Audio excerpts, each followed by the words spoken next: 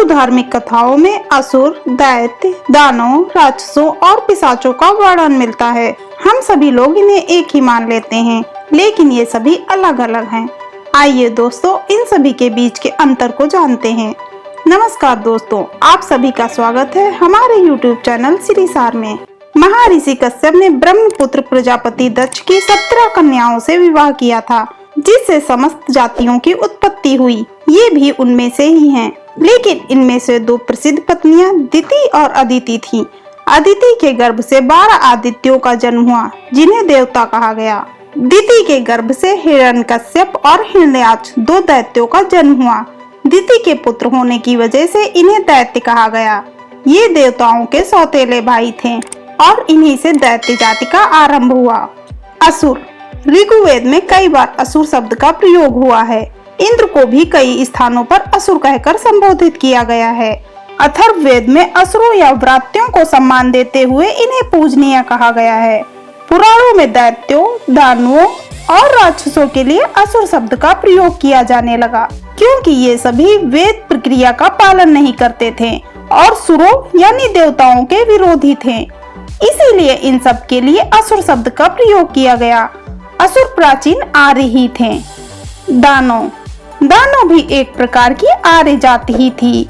सनातन ग्रंथों में दानवों की उत्पत्ति ऋषि कश्यप की अन्य पत्नी दनु से हुई थी। दनु के पुत्र ही दानव कहलाए। दानवों को आकाशीय जल का स्वामी माना गया, जो बादलों के अंदर स्थित जल पर नियंत्रण करते थे। दनु के पुत्र वृत्र को असुर कहा गया, क्योंकि वो वैदिक देवता इंद्र का शत्रु था और मेघों में स्थित जल प्रवाह को रोक दिया था, जिससे इंद्र ने उसका संहार करके जल वर्षा की। दानवों में मैदानों का उल्लेख रामायण और महाभारत में भी मिलता है, जिसे विश्वकर्मा की तरह महान शिल्पकार बताया गया है। राक्षस, ये सभी असुरों में सबसे सुसंस्कृत और विद्वान माने जाते हैं। इनकी उत्पत्ति की 2 कथा प्रसिद्ध हैं।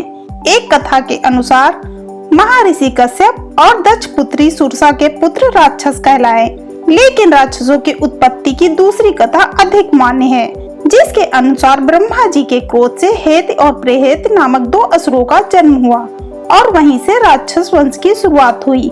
प्रेहेती तपस्वी बन गया और हेती ने यमराज की बहन भया से विवाह किया, जिससे उसे विद्युत्केश नामक पुत्र प्राप्त हुआ। विद्युत्केश की पत्नी सलकंटका थी, जिससे उसे सुकेश नामक पुत्र हुआ, जिसे उसने त्याग दिया और माता पार्वती ने उसे गोद ले लिया और वो शिवपुत्र कहलाया। पिशाच, इनका वर्णन हिंदू ग्रंथों में थोड़ा कम मिलता है, किंतु कुछ ग्रंथों के अनुसार पिशाच महर्षि कश्यप और दक्ष पुत्री क्रोधवर्षा के पुत्र माने जाते हैं। इनके अतिरिक्त सर्पों और अन्य विषैले जीव की उत्पत्ति भी क्रोधवर्षा से हुई। पुराणों में इन्हें मांसभक्षी बताया गया है, जो रक्त का पान करते हैं।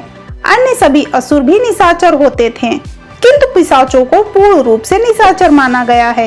ये इच्छाधारी होते थे और किसी भी रूप को धारण कर सकते थे।